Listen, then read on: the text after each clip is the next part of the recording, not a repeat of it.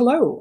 Thank you for being with us here today at Canadian Geographic's panel discussion. It's part of this year's Arctic Arts Summit, which Canada is hosting this month in Whitehorse, Yukon. My name is Alanna Mitchell, and I'm a science journalist, an author, and a playwright, and I'm in Toronto. I'm joined today by 4 artists from the circumpolar Arctic to talk about climate disruption and how it's affecting them and their home. Zacharias Kunuk is the celebrated Inuk filmmaker who lives in Igloolik, Nunavut. One of his most famous productions is Atanadroat, the Fast Runner, which came out in 2001. INEZ SHIWAK is a textile artist from Rigolet, Nunatsiavut, Labrador. TANJA KOISTINEN is a multidisciplinary visual artist who joins us from Lapland, Finland. And JAKOP is a Sami musician from the north of Norway. And we'll start with you, if you don't mind, Zach. Can you tell us a little bit, just briefly describe what your work is and tell us a little bit about yourself? My name is Zacharias. I live in Igloolik, 200 miles north of the Arctic Circle. I'm a filmmaker. I make films about my culture, especially my area, the Amito area, and its history. That's what I love to do. Okay. Can we go then to INEZ? INEZ, can you tell us a little bit about yourself and your work? Hi, my name is INEZ SHIWAK. I live in Rigolet, Nunatsiavut. My main thing that I do is sew sealskin. And what I do compared to what my mom does and my grandmother have done are totally different. So I guess it's a changing thing that we've been doing over the past few years. And I enjoy it. And it's something I love and I want to pass on to others. Okay, Tanja, can you tell us about yourself and your art? Yes, I'm Tanja. I live in Äkäslombolo. It's about 200 kilometers north from the Arctic Circle. That's where I'm currently living. And I work within artistic projects and in visual arts and community arts. And I usually investigate people and their surroundings and connection with the places through my art. Okay. And JAKOP? Hi, I'm JAKOP JANSSØNN. I'm a musician and composer, mainly working with Sami music and writing my own music. And I'm deeply engaged in keeping the language, Sami language and tradition alive, but also most of my music and art is based around connection to nature and human and how we are connected. So we have this range of media here of types of art, so film and textile art and multidisciplinary art and music. Does climate disruption shape your work? I've noticed, I made a documentary about climate change, I think it was 11 years ago. Yes, it does. It affects us all. We have to change our routes when we're traveling on the land and ice. So it does affect our work. Does it shape your art as well as your life? Not shape my art, but my travel, it affect my travel. I have to plan, like everything is like the calendar is where I am. It's like the calendar is off 1 month. So I have to plan my trips, or if I have to leave some gas on the land that we're going to use in the summer, I have to do it way in advance. And INEZ, what about you? Do you notice the climate changing in your part of the world? For the Rigolet area within Nunatsiavut as well, a lot of like the routes have changed, like Zacharias has said, like with the ice and all that. But for here, like one of the main things that Rigolet is known for is sewing grass work, or doing grass work. And always, whenever my mom and them would pick the grass, it would be a certain time of year, like in the fall, about October sometime. But now it's getting earlier because it's getting colder and the frosts are coming earlier. So it's changing when they would pick grass. And for me, like I work mainly in sealskin, and being able to order sealskins in, like it'll depend on Rigolet is a fly in, fly out community. And sometimes in the summer we have a ferry that goes back and forth. but we depend on the mail, like can the poster bring our mail in? And if the weather is bad, the planes can't fly because we only have twin otters that service the coast. So it delays on sewing projects that I might have to do, or ordering in certain things that I want to do or that I need. And it can delay how, like the weather can change at a moment's notice. Like you don't know if it's going to be nice or if it's going to be foggy or if it's going to be snowing or blowing. So like there's a lot of limitations to when everything starts changing because of the climate. So it affects the actual production. Does it also affect the content of your work or the philosophical? It's not so much the content of my work sometimes, because like a lot of my stuff is more specific. It's a picture, or I work off of something else, but it affects how things are supplied to us within the community as well. Like we have a local craft shop, but that'll depend on if the planes gets in, if the weather gets bad, or what you're going to do. Like in 2020, I had to do 15 mini wall hangings, and then COVID hit, and I couldn't get into our local craft shop to get sealskins. Like how do you work around stuff like that, especially something that's not within your control? Like the climate is not within your control, but you have to work around it, and you have to find a way to adapt to make sure it works for you. Mm-hmm. Right. How about you, Tanja? If we can just go around the circle. Yeah, I was just thinking that it doesn't necessarily affect my artistic work in a way that I would point it out in my work strictly, but of course it's an ongoing threat that it takes your mind like constantly all the time when things are changing in your normal life and in the year cycle.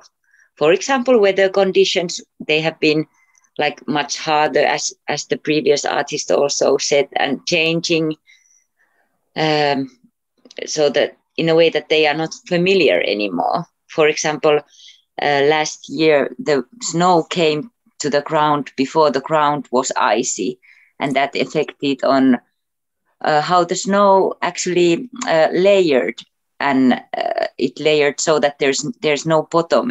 You can just like walk through, and of course then it's hard to walk when there is no bottom and you just go like straight in. And of course it makes more, for example, if the snow comes with the big wind, then you cannot go anywhere in the morning via car because you need to wait that someone pushes your door first to get out. And this kind of effects on normal life, of course, affect in the art as well. Right.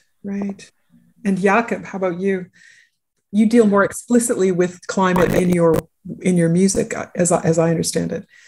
Yeah, or maybe I don't know, but I think it's sort of similar to the rest of it, that the climate change is affecting our lives, and it's something that we can't ignore, because it's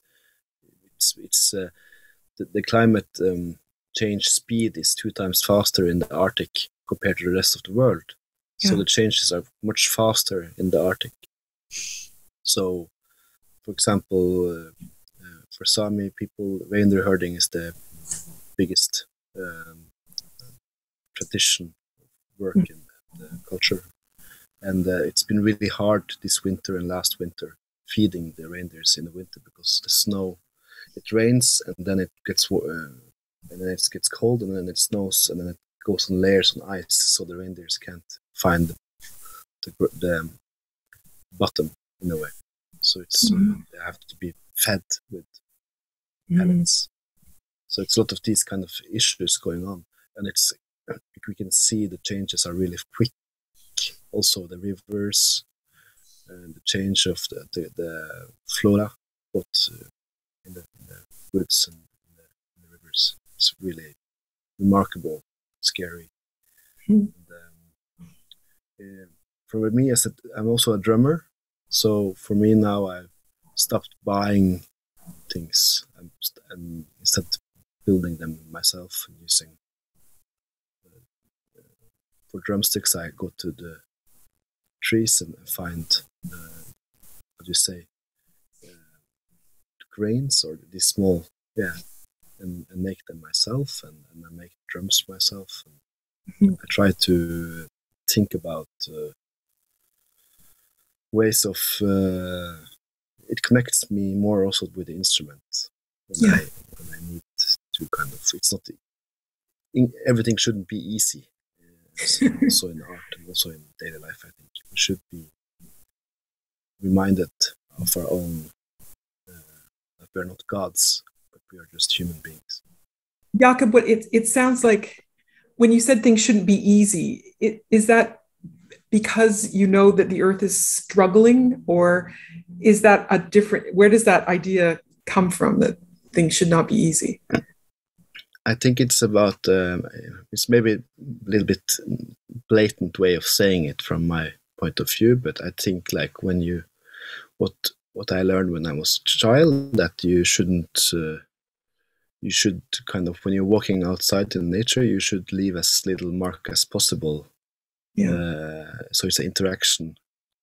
But what I often feel living in cities and being around a lot of people is that this kind of idea of that we as human beings has a right to materialize everything we want and do whatever we want whenever we want.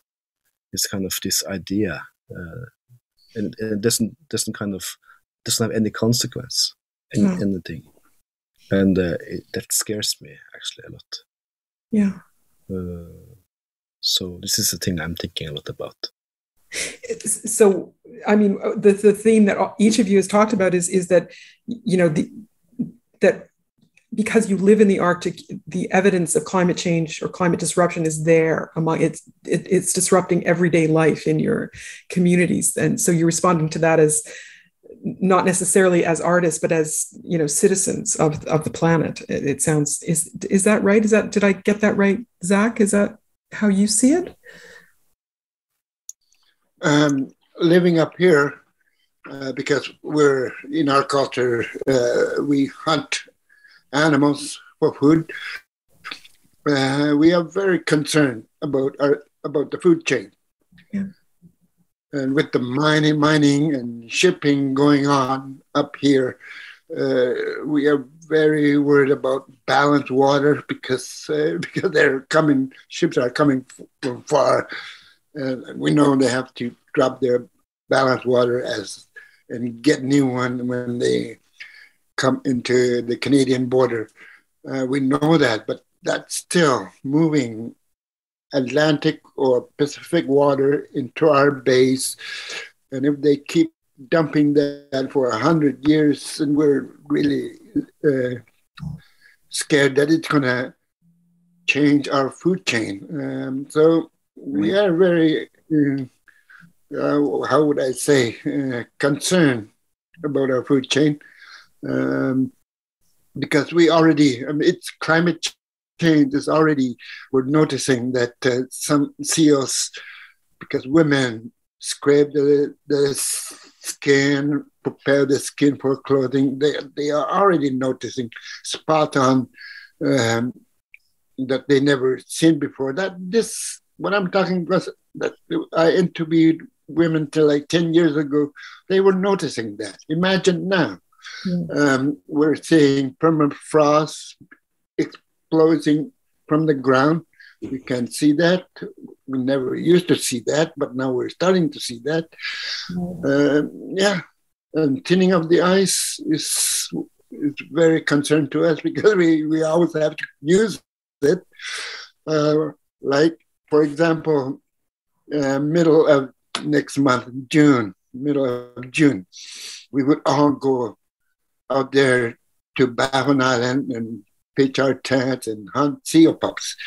But the thinning of the ice is a concern. I mean, the last few years have been a bit thin. So we have to get in and hurry out, which we never had to do. We have to watch out because we're using snowmobiles. We don't want to drop through the ice with our family, dragging our family. We are very concerned, and so we're always cautious, and we're always checking the seal hosts, how thin they are, and get out of there and go get to the same area.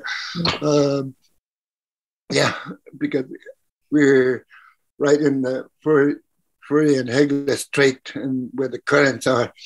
Yeah, it does eat from the bottom. And our elders been saying that the ocean is warming up, not the air. I mean, I didn't understand that because in the wintertime we say, where is global warming? It's so cold. So our elders are saying that it's the ocean that's warming up. So I don't know. That's what I've heard. Yeah. You know what I'm hearing, it's interesting in the South when artists talk about climate change or climate disruption in their art or in their lives, they're trying to convince people that it's happening, typically. I mean, that's usually how it works for artists in the South. And what you're telling me is that in the North, in the Arctic, it's unavoidable. Everybody knows about it. It's you're trying to, cope with it. You're coping with it every single day. Is what you're saying? I think am I hearing correctly, Tanja? Yes. Zach, yeah. When I talk to elders of how they would look at the clouds and tell what the weather will be like today. Yeah. Inuit used to know by just reading the clouds what the weather today will be. But then my elders are telling me, yes, we used to do that, but now clouds still talk to us, but they talk in the next minute, they talk this, and so you can't predict what kind of weather we will have today. So that's what they're telling me. Wow, that's amazing. Yeah. Anybody else want to leap in here, Tanja? Or do you notice a difference in what Northern artists have to their relationship to climate versus Southern artists? Do you notice a trend? I don't know that many Southern artists, or like I'm not sure about the point of view that they present. But yeah, maybe that's true that it's not about telling. Of course, depends where you are, but like it's not about telling about that the climate change is happening. I think it's more of why it is happening and how it could be changed, or could it be changed. And also, every time I think of climate change, it comes to that same kind of starting point, what JAKOP was also saying about people's materializing everything. And that really, like, that would be the good points to start, that we realize that we are not the king of everything and everything is not for us to use or even see or experience. Yeah, so it kind of walks hand in hand with like consumerism and materializing nature and everything else except people. And they walk hand in hand with climate change. Yeah, right. Yeah, I see that. What about JAKOP? Do you? Yes, I agree with all what has been said, and I think it's what you said about this South artists compared to the Arctic artists. For me, talking about if climate change is real, we are way past that point, maybe 20, 30 years past that point, I think. There's so many things you can see in the nature in the Arctic that just like paints a big red flag for the climate. I think. I'm not sure that is as commonly understood in the South. I mean, for example, I do a play about climate change and how it affects the ocean. And I have just come from touring in Canada, Southern Canada, and in the United States about it. And it was new information to many of the people I was talking to in this play. So I'm performing this play that I wrote. And I was kind of surprised actually by the fact that it was such new information, and what you're saying is that it's, you know, is it frustrating to have to, or do you take it as a task to try to explain to people that climate change is real? Is that something that you do, or that you feel you need to do? Or INEZ, do you have a view on that? I think when you're trying to tell somebody who's from the South what is happening in the North, it's sort of hard, because I know we were at a conference at one point, and the lady who was the moderator to it had asked, like, what do we see in our future? And what we seen in our future was going back in time to when everything was like how our maybe great grandparents grew up, like, and we still did like a lot of more traditional activities. But she couldn't understand that going back was a healing process for us in the communities, or us or people living in the North.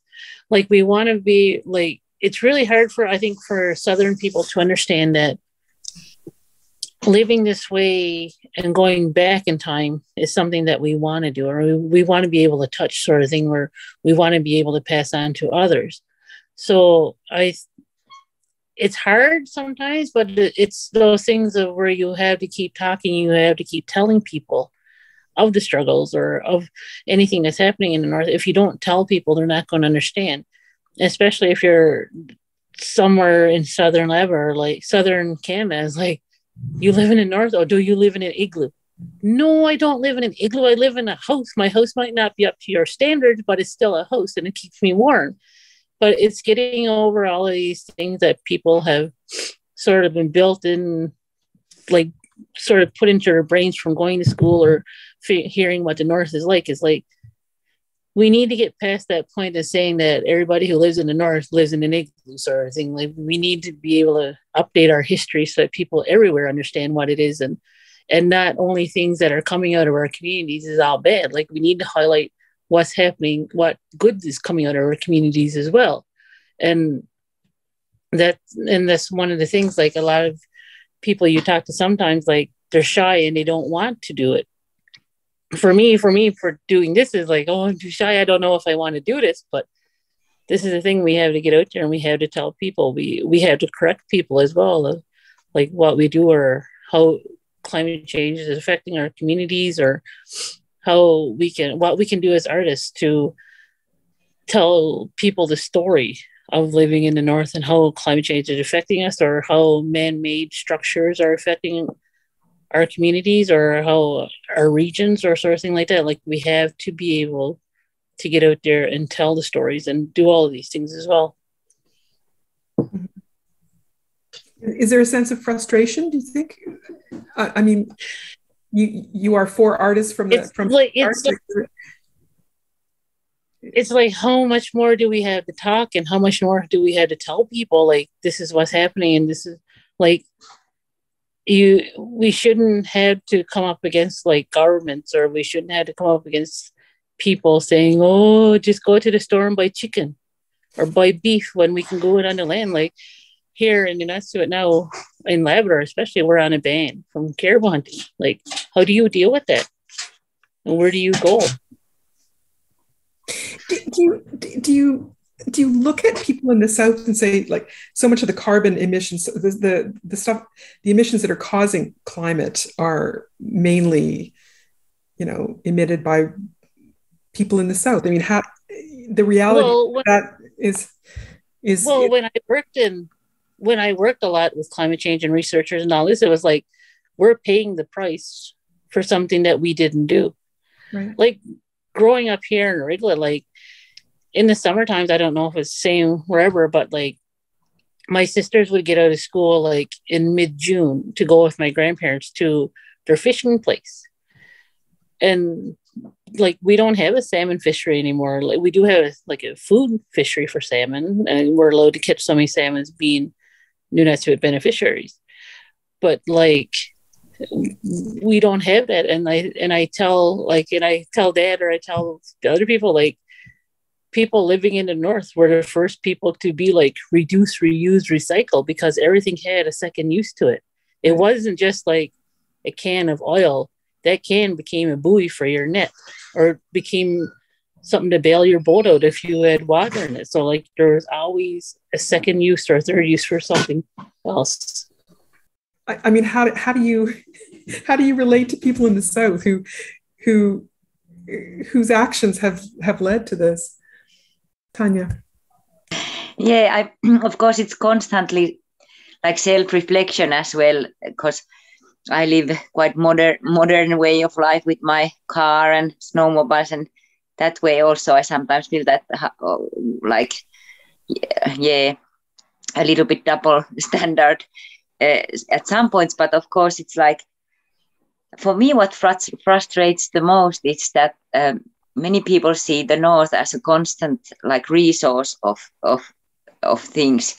Either it's like a resource of some kind of exotism and landscape and tourism, or then it's like what climate change also brings is like when people try to do good for the climate, for example, changing oil into the electric cars, but that also brings more interest towards Arctic, because we have like the mining industry is interested on the land at the moment, because we need more stuff for the batteries for the electric cars and our cell phones and so on. So maybe for me that's the most frustrating thing, that the North seems to be the constant resource of everything, but then the consequences stays on the local people and they have to deal with that. How about you, JAKOP?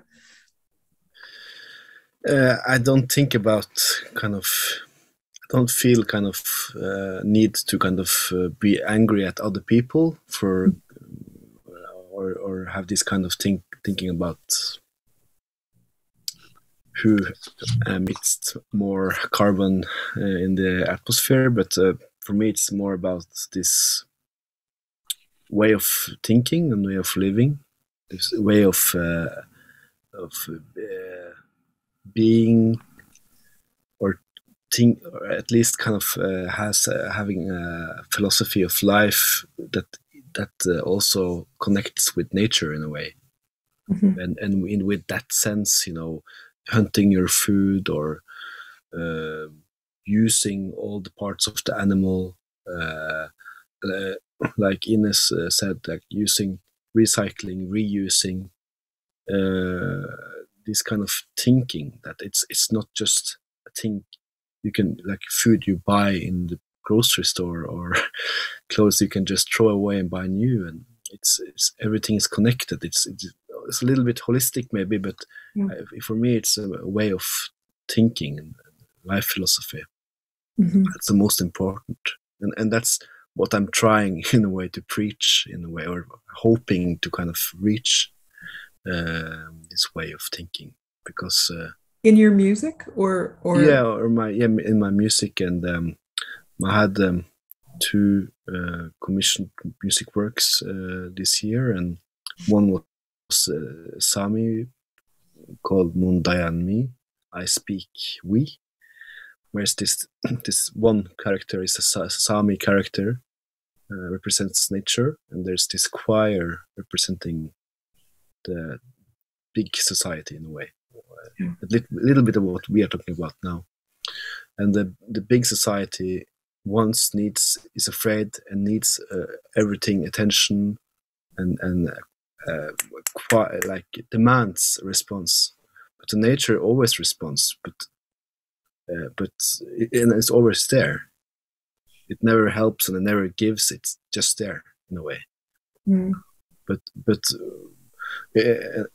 so for me, it was commissioned as a COVID music piece, but me and Nilas Holmberg, a Sami poet and joiker, we wrote it as a way of perceiving nature in a way.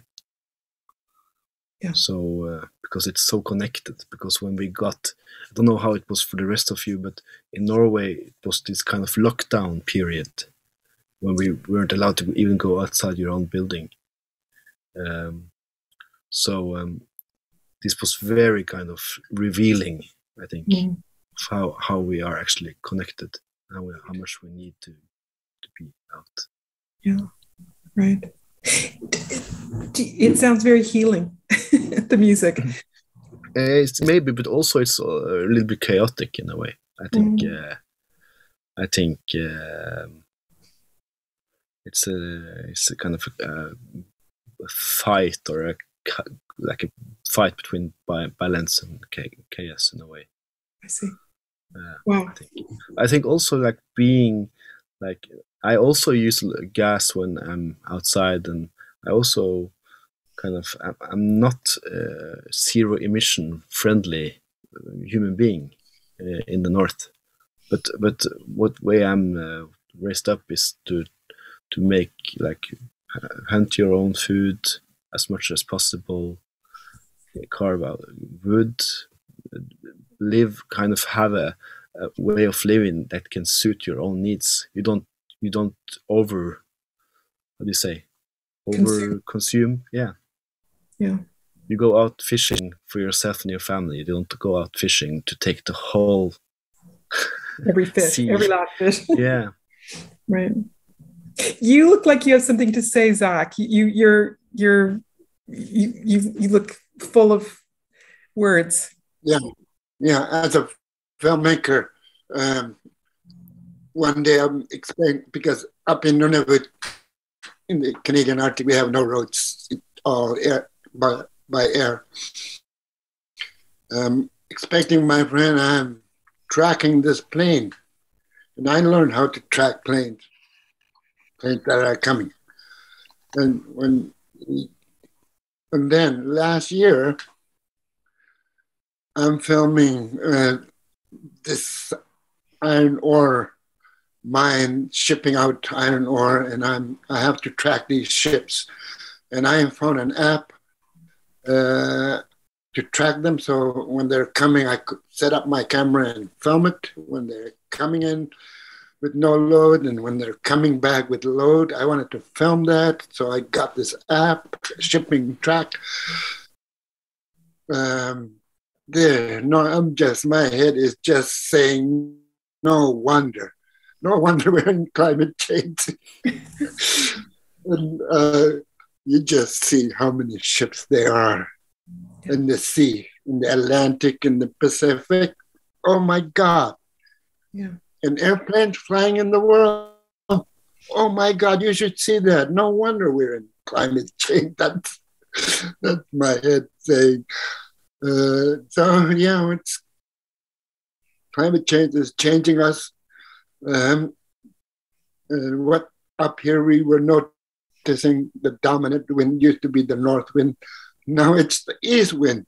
What's happening? And I don't know. I just try to get people comments, anything that's interesting, I put in my program. Inuit have been noticing, because before GPS, we used to travel by land, by wind marks, so we angle where we want to go by dock team. Or by skidoo, but when wind pattern change, so then we have to go back to school and learn our angles. That's what's happening up here. But it's good. I mean, it's good for us up in the Arctic because we get longer summer now, but we get different species, like different insects and different birds are coming up north. And pretty soon you guys are going to come up north. So I feel like you artists might want to tell each other things. You're from different countries, different parts of the Arctic. What do you want to say to each other? My people said, there's nothing we can do. We just adapt to this. We have to adapt to this, or we have to. But if it's man-made, they have to stop. But there's too many of us on this earth. like my elders would say, when there's too many people in one group, trouble is bound to happen. That's exactly what's happening. Yeah. TANJA, what do you want to say to the other artists? Is there something you wanted to? It's always so amazing to, like, wherever the world you are in the Arctic. For example, last October, I was staying in residence in Saha in Yakutia, in Saha Republic in Siberia, Russia.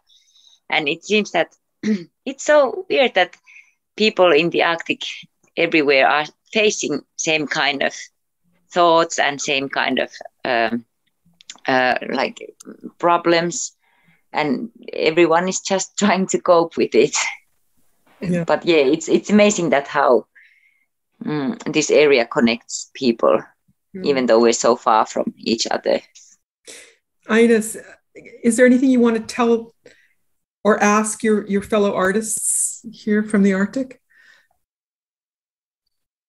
I don't think so. I think the biggest thing that we have to deal with as artists or whatever we're doing is we have to adapt. So adaptation is one of our biggest thing. And I think that's what a lot of people are doing within the artist world or video world or music world, is that we're adapting to the change and we're making things that people want now. Even though we still do the older stuff, we still move forward and bring new things so that the world can see what we can do and what we can make. JAKOP, is there anything you want to know or want to tell the other artists here? I believe in kind of not giving up, but I still have kind of this. I just got a daughter and she's 1 year old, and before me and my partner got her, I was having this kind of existential thoughts about how her life is going to look like, because I remember my elders when we were eating wild fish from the rivers and the sea next to my family's home. They said, when you get old, remember you should like enjoy this, because when you get old, this will not exist. They said, and this is coming slowly to a reality. And my daughter, she will have a totally different life than I had. So it's a little bit scary, but I believe in hoping, and I believe in also in a way of maybe not preaching, but talking about it a lot. It helps in a way, keeping the agenda. Right. Okay. I think with that, we'll just say thank you. Thank you to everybody for being here for this. I really appreciate it. And we will say goodbye. Thank you. Thank you, everyone. Thank you.